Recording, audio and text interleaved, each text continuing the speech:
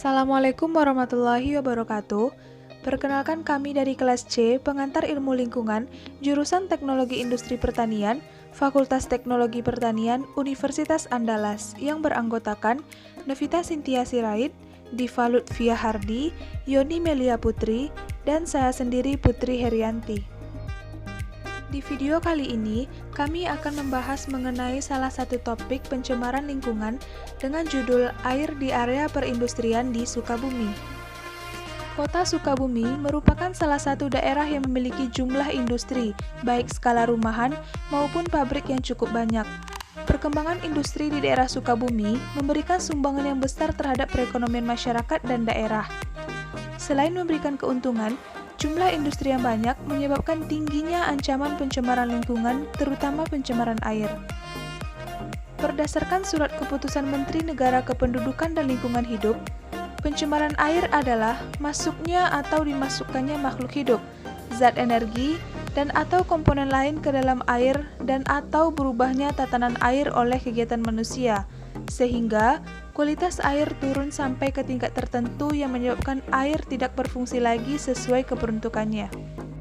Dari sekian banyak industri yang berkembang di Sukabumi, berikut akan dibahas beberapa industri yang memberikan potensi terbesar bagi pencemaran air di daerah Sukabumi. Kasus pertama yaitu industri tahu skala rumahan di kota Sukabumi. Menurut Wiryani 2010, industri tahu berpotensi menyebabkan penurunan kualitas air karena pembuatan tahu dilakukan dengan menggumpalkan protein kedelai dengan asam, ion kalsium, dan bahan penggumpal lainnya. Hasil endapan protein ini biasanya dibuang ke sungai tanpa ada perlakuan sebelumnya. Hal ini akan memberikan pengaruh buruk terhadap kesehatan manusia, seperti penyakit gatal-gatal dan beberapa penyakit kulit lainnya.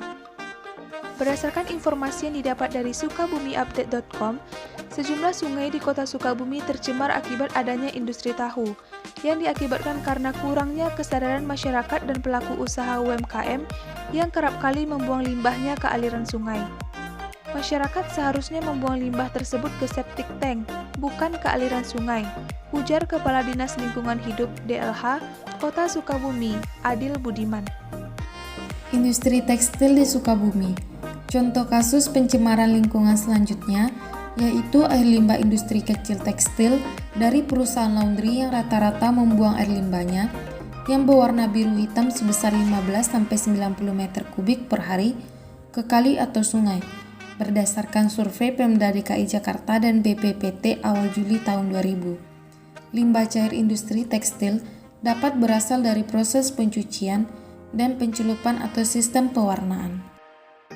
Contoh selanjutnya adalah pabrik semen PT Siam Semen Group atau SCY, semen Jawa yang terletak di Kecamatan Gunung Guru, Jawa Barat, menuai keresahan warga setempat. Pasalnya jarak pabrik semen dengan permukiman warga sangat dekat. Dilansir dari mogabai.co.id, warga menilai pabrik semen ini mengancam kelestarian lingkungan hidup dan menghasilkan limbah berbahaya dan beracun atau B3. Perusahaan tambang PT Gunung Walat Perkasa. Contoh kasus pencemaran lingkungan selanjutnya yaitu pembuangan air limbah pencucian pasir kuarsa ke Sungai Cimahi di Kecamatan Cibadak, Kabupaten Sukabumi. Menurut Wahana Lingkungan Hidup Walhi Jawa Barat, pencemaran lingkungan ini merupakan tindak kejahatan lingkungan dan bisa dikategorikan pidana. Dan dalam Undang-Undang Nomor 32 Tahun 2009 tentang Perlindungan dan Pengolahan Lingkungan Hidup, terdapat sebuah konsekuensi hukum yang akan menjerat pelaku pencemaran lingkungan. Kasus pembuangan limbah pencucian pasir kuarsa ke Sungai Cimahi sudah terjadi sejak tahun 2014 silam. Hal tersebut terungkap setelah warga di bantaran sungai mengeluh kondisi air yang keruh. Warga terpaksa menggunakan karena sumber air lainnya surut. Air Sungai Cimahi sudah tercemar, dibuktikan dengan banyaknya ikan yang sudah mati. Penambangan biji emas di Kecamatan Waluran, Kabupaten Sukabumi. Contoh kasus pencemaran selanjutnya yaitu pencemaran air raksa sebagai dampak pengolahan biji emas di Sungai Ciliwung Gunung, Waluran, Kabupaten Sukabumi. Pemantauan air sungai dan sedimen Sungai Ciliwung Gunung oleh Dinas Pertambangan dan Energi Kabupaten Sukabumi pada tahun 2004 menunjukkan bahwa sungai tersebut telah tercemari air raksa dan pencemaran air sungai meningkat sampai di atas nilai ambang batas kandungan air raksa mencapai 0,218 mg per liter.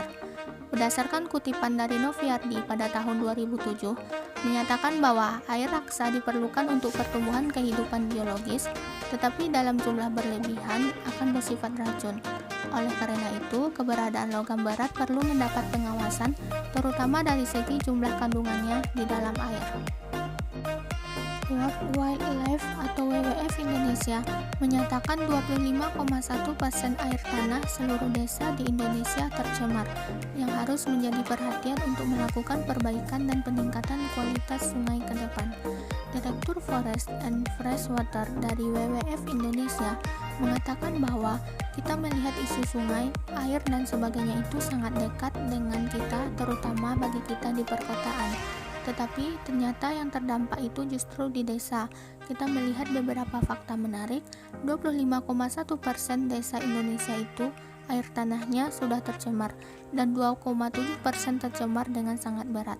Berdasarkan Peraturan Menteri Pekerjaan Umum dan Perumahan Rakyat Republik Indonesia tentang penetapan garis sempadan sungai dan garis sempadan danau, garis sempadan pada sungai tidak bertanggul di dalam kawasan perkotaan, yakni paling sedikit berjarak 10 meter dari tepi kiri dan kanan palung sungai sepanjang alur sungai.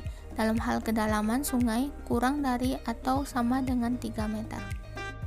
Dalam penyusunan video mengenai pencemaran air di Sukabumi ini, kami menggunakan berbagai sumber atau referensi dari berbagai artikel dan jurnal, yaitu sebagai berikut.